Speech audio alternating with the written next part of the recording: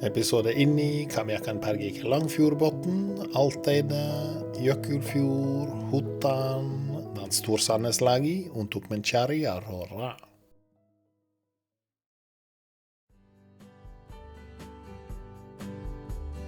Pertama, hari ini kami akan ke desa Langfjordbotn yang ada di akhiran Langfjorden dan dekat perbatasan wilayah Finnmark dan Troms. Sekarang kami mengendarai menuju Storsandes lagi lewat terowongan ke sisi berlawanan gedung dan Langfjorden. Jalan ini juga mengarah ke kota Tromsø, tapi itu lebih jauh, 350 km. Tromsø sangat terkenal dan populer dengan turis Jepang, Tiongkok, dan Malaysia yang pergi ke sana untuk melihat aurora. Tapi sekarang Tromsø sangat ramai karena terletak di pulau. Di desa Langfjordbotn ada tempat berkemah. Itu sangat biasa di Norwegia antara orang yang jalan-jalan selama liburan, setidaknya selama musim panas. Dan orang bisa tinggal di kabin, apartemen, tidur di tenda, atau mobil camping. Itu sangat lebih murah dari hotel dan biasanya ada cukup luas, bahkan tanpa reservasi. Kami melanjutkan menuju desa Alteide yang ada di sisi berlawanan bukit dan perbatasan wilayah Finnmark dan Troms. Bukan kota Tromsø, tapi wilayah Troms. Di Alteide ada pelabuhan ditinggalkan yang populer banget dengan tukang foto karena pemandangan menarik dan indah sekali. Khususnya hari ini karena musim dingin belum mencapai laut dari gunung, tapi nanti jika temperaturnya cukup dingin, bahkan lautnya akan membeku menjadi es. Tapi karena pemanasan global, akhir-akhir ini musim dingin lebih hangat, sering tampak salju sampai Januari, bahkan di utara. Ini desa Alteide dan di sisi gedung atas itu ada jalan yang mengarah ke tempat pemandangan dan setelah itu ke Jøkulfjord.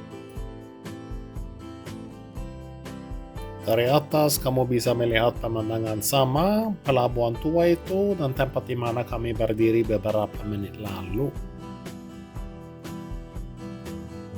Nanti kami melanjutkan ke Jøkulfjord di mana ada gletser, juga ada gletser kecil di area sama, tapi itu tersembunyi di belakang gunung.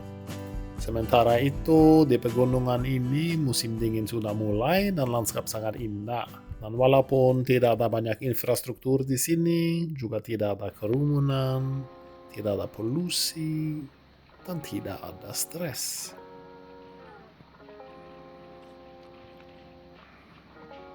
Semula aku mau menyewa perahu untuk pergi ke dekat gletser itu dan menerbangkan drone, tapi karena itu sudah hilang, aku tidak mau melakukan itu. Tapi mungkin aku akan kembali selama musim panas dengan drone baru dan mengeksplorasi area ini dan fjord di sisi berlawanan pegunungan ini. 100 tahun lalu, gletser itu namanya Øksfjordjøkulen sangat lebih besar, tapi karena pemanasan global, ukurannya menjadi lebih kecil. Di tepi gletser, bawah salju, kamu bisa melihat sedikit es, dan es itu selalu bergerak dan berubah bentuk. Jadi kamu tidak bisa berdiri terlalu dekat karena es itu sering jatuh ke laut.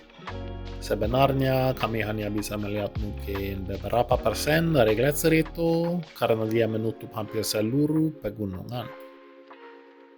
Area ini juga sesuai untuk melihat aurora karena hanya ada beberapa rumah di fjord ini. Jadi cahaya dari rumah tidak terlalu terang. Yang penting karena cahaya itu bisa mengeblok cahaya aurora. Dan kamu perlu area gelap untuk bisa melihat langit dengan jelas. Setelah itu kami kembali ke kampungku untuk istirahat dan makan malam. Sebelum malam, aku mau mendaki gunung sendiri di area aku sering bermain saat aku 3-6 tahun. Saat itu, kami sering menemukan blueberry dan strawberry liar, dan saat ada makan malam, mamaku memanggil kami untuk pulang.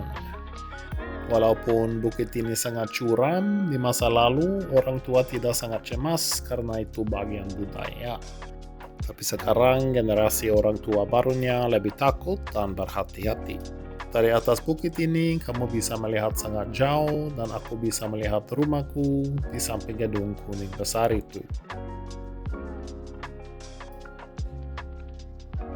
Walaupun ada beberapa cerita rakyat tentang roh yang tinggal di area ini, mereka tidak pernah mengganggu kami. Di masa lalu, keluargaku sering ke danau ini karena sangat sepi dan biasanya indah sekali walaupun musim dingin tidak berwarna-warni. Ketika aku kembali ke desa, langit sudah semakin gelap dan akhirnya cerah. Istriku kecewa karena belum ada aurora, tapi tiba-tiba aurora muncul. Kami langsung mengendarai 5 menit keluar desa untuk melarikan diri dari polusi cahaya. Dan di kejauhan kami bisa melihat cahaya kota Alta yang merupakan alasan aku tidak mau tinggal di sana.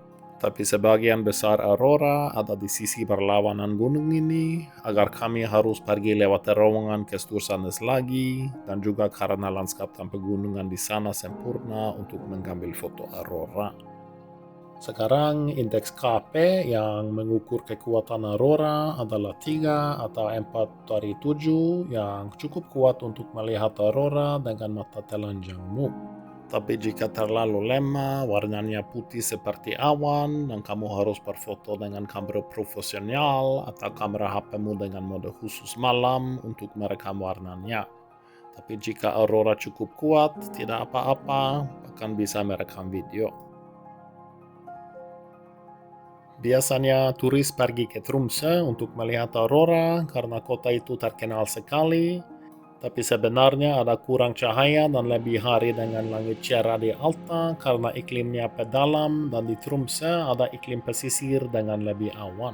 Di sini ada banyak tempat gelap yang sangat dekat rumah dan tidak ramai, jadi kami bisa menikmati ketenangan. Tapi di sana kamu harus mengendarai lebih jauh untuk melarikan diri dari polusi cahaya dan kota Tromsø ramai banget dengan banyak turis di mana-mana yang tidak selalu sopan. Misalnya karena berfoto lewat jendela rumah privat. Tentu saja ada lebih infrastruktur dan kegiatan urban, tapi jika kamu lebih suka alam, rekomendasiku adalah Alta. Setidaknya jika kamu bukan ekstrovert dan urban sekali. Setelah pergi dari Stursanes, kami coba mengendarai ke Toften juga untuk mencari aurora di arah lain, karena di sana tidak ada banyak gunung yang bisa mengablok langit. Tapi ternyata hanya ada sedikit aurora.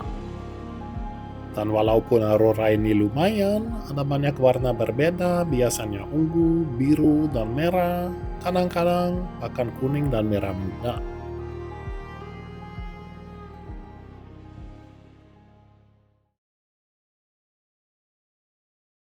Hari ini kami akan pulang ke Oslo setelah 1 minggu di Finnmark. Setelah mengendarai 3 km menuju Bandara Alta, kami berhenti sebelum Melsvik karena istriku bilang ada paus pembunuh di laut. Sayangnya aku hanya melihat sirip mereka. Sebenarnya ada safari paus di area ini. Yang juga menarik adalah tanah longsor di belakang paus itu yang terjadi di tahun 2020. Saat itu 8 rumah dan 1 anjing terbawa, walaupun anjing tersebut itu diselamatkan oleh helikopter dan menjadi terkenal di berita internasional. Jika ada orang yang tertarik, mungkin aku akan membuat video tentang itu pada perjalanan selanjutnya ke kampungku. Atau jika kamu punya saran berbeda, kamu bisa berbagi di kolom komentar.